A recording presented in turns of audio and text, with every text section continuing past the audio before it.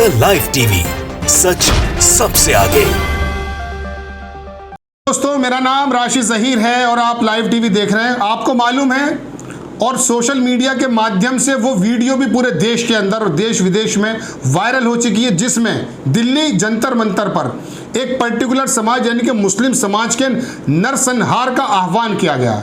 इसके खिलाफ लोग उठे, एकजुट हुए, उनकी कुछ की गिरफ्तारी भी हुई है। बड़ी खबर दिल्ली से है। दिल्ली के अंदर जो ऑल इंडिया लॉयर्स, जो वकीलों की एसोसिएशन फॉर जस्टिस है, उन्होंने सुप्रीम कोर्ट के जज को पत्र लिखा और कहा कि खुद संज्ञान लेकर इन लोगों के खिलाफ कार्रवाई की जानी चाहिए। अब ये संस्थाएं भी साथ आ गई हैं और देश में किसी को भी इजाज़त नहीं है कि इस तरह की बयानबाजी, नारेबाजी करें जिससे दो समुदायों के अंदर विघटन पैदा हो। लेकिन कुछ दिनों से ये एक फैशन सा चल गया है कि मुस्लिमों को, कमज़ोर लोगों को गालियाँ बको और केंद्र में वजीर बन जाओ।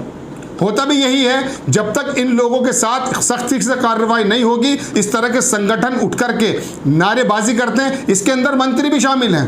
पहले भी हमने आपको बताया कि देश के गद्दारों को गोली मारो सालों को, इस तरह के डायलॉग, जो इस तरह के नारे हैं, जब हमारा मंत्री बोलकर जा चुका है तो ये तो छोटे मोटे दल हैं। इन्होंने जिस तरह से आह्वान किया है, जिस तरह से नरसंहार का आह्वान किया है, ये कहना हमारा नहीं है, ये कहना है all India lawyers association for justice का, जिन्होंने लेटर लिखा है सुप्रीम कोर्ट के जज को और कहा कि ये बाकायदा मुस्लिमों के नरसंहार का एक आह्वान था। रवांडा बनाना चाहते हैं देश को। देश के दूसरे नंबर की आबादी को जब आप मारे जाएंगे, काटे जाएंगे, इस तरह के डायलॉग बोलेंगे तो 20-22 करोड़ लोगों के दिल में किस तरह की बात आएगी। इस बात का अंदाज़ा आप लगा सकते हैं कि उनके अंदर सेफ्टी की भावना खत्म हो जाएगी।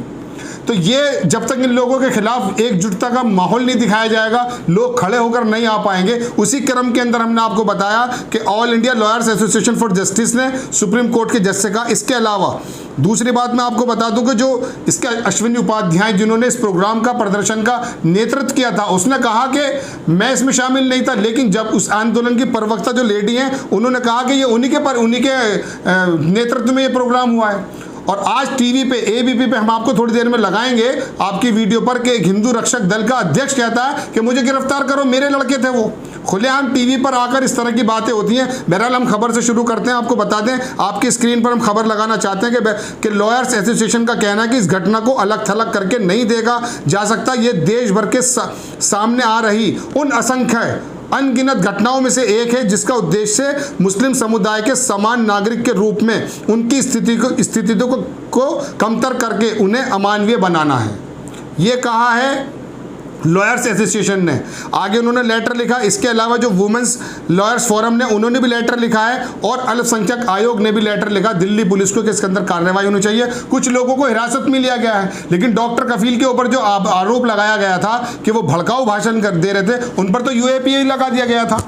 इन लोगों पर भी इसी तरह की रासुओं की तामीर होनी चाहिए ताकि आने वाले समय में इस तरह के दल, इस तरह के लोगों को एक सबक ये मिल जाए कि किस तरह से इस तरह के डायलॉग बोलने से हमें कौन सी सजाएं मिल सकती हैं। लेकिन होता यह है कि केंद्र में जो मंत्री बने बैठे हैं, चाहे वो आसाम के चीफ मिनिस्टर हों या हमारे खेल मंत्री हों, वो खुद ऐसे नारेबाजी करके सत्ता के अंदर आए।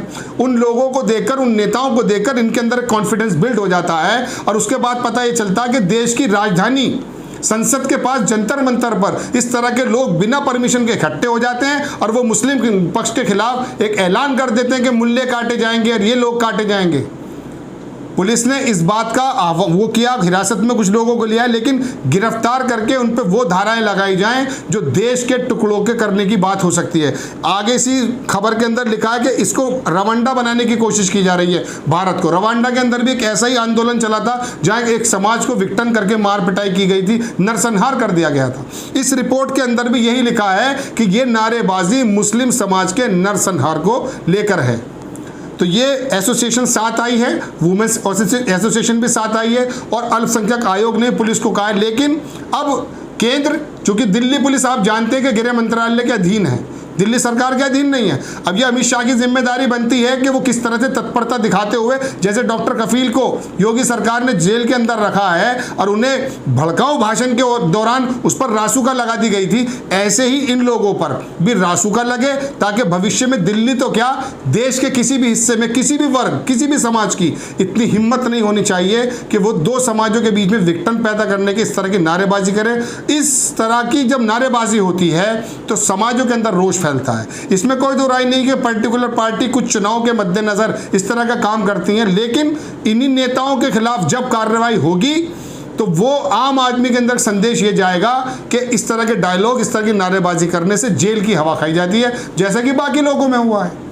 हम ये नहीं कहते हैं कि सिर्फ इनके समाज के धर्म, किसी भी धर्म का, किसी भी जाति का कोई भी दल, कोई भी आदमी यदि इस तरह के डायलॉग और नारेबाजी करता है तो उसको जेल का रास्ता दिखा करके कड़ी धाराओं के अंदर भेजना चाहिए, जिस तरह से इनका आह्वान है।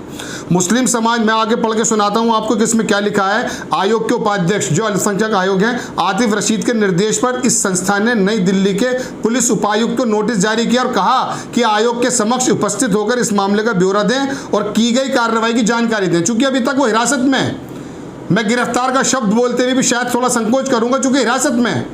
वो उपाध्याय जो सुप्रीम कोर्ट में वकालत भी करते थे और भारतीय जनता पार्टी के पूर्व प्रवक्ता भी हैं, उन्हीं के तत्वाधान में ये प्रदर्शन हुआ और वहां पर इस तरह की नारेबाजी हुई। और हिंदू रक्षक दल, जिसके बारे में मैं आपको बता रहा था, 1 मिनट में कुछ आपको वीडियो को दिखाना चाहूंगा कि किस तरह से उसने ABP पर आकर के ये कहा कि मैं अपने ऑफिस में बैठा हूं, आप गिरफ्तार करके दिखाइए। और वो हमारे आदमी थे। उसने साफ कहा ABP पे आकर, एक जो वहां पे प्रवक्ता, वो जो उनके एंकर हैं, उन्होंने पूछा कि उन्होंने कहा वो हमारे लड़के थे। यहाँ पर जो वकील साहब हैं, जो भारतीय जनता पार्टी के पूर्व प्रवक्ता भी हैं, रह चुके हैं, उन्होंने कहा मैं इसका मेरे निर्देशन में नहीं था। लेकिन हिंदू रक्षक दल का आदमी ये तो टीवी पर आकर ये साफ कहता है कि वो मेरे आदमी, तो उन्हें माफ़ कर दिया जाए। माफ़ कैसे कर दिया जाए? डॉक्टर कफील को तो रासुका लगा दी जाती है, ये लोग दिल्ली संसद भवन के पास आकर के इस तरह से नरसंहार का आह्वान करते हैं। इनको माफ़ करने की क्या बात है? और डिटाई से बात कहता कि मुझे गिरफ्तार कर लो। अब दिल्ली पुलिस जो गृह मंत्रालय के अधीन है, उसकी जिम्मेदारी ये बनती है कि वो दिखाए कि देश के अंदर किस तरह से यूनिटी पैदा करने के लिए हम दल, समाज, धर्म नहीं देखते और सिर्फ कार्रवाई करते। लेकिन 2022 के जो चुनाव आ रहे हैं उसके अंदर ये दिखाना है, जैसा कि आरोप विपक्ष लगाता है, उनकी बातों में यहाँ सच्चाई नजर आती है कि वो लोग ये चाहते हैं कि किसी तरह से धार्मिक उन्माद पैदा करके वोटों का ध्रुवीकरण कर दिया जाए, हिंदू को हिंदू बना दिया जाए, मुसलमान को मुसलमान बना दिया जाए और अपना उल्लू धार्मिक जो राजनीति है वो सीधा कर लिया जाए। इसी वजह से ये नारेबाजी होती है। बहरहाल हम आपको बड़ी खबर यही बता रहे थे कि जो लॉयर्स एसोसिएशन है, उन्होंने सुप्रीम कोर्ट के जज से कहा कि आप खुद संज्ञान लें और इसमें कार्रवाई करें। ये बड़ी खबर है। अब आने वाले वक्त में यही देखा जाएगा कि गृह मंत्रालय, अमित शाह जी किस तरह की इसमें कार्रवाई करते हैं और इन लोगों पर जिन्होंने ये नारे लगाए हैं उन पर रासुका तामील होती है या नहीं। द लाइव टीवी, सच सबसे आगे।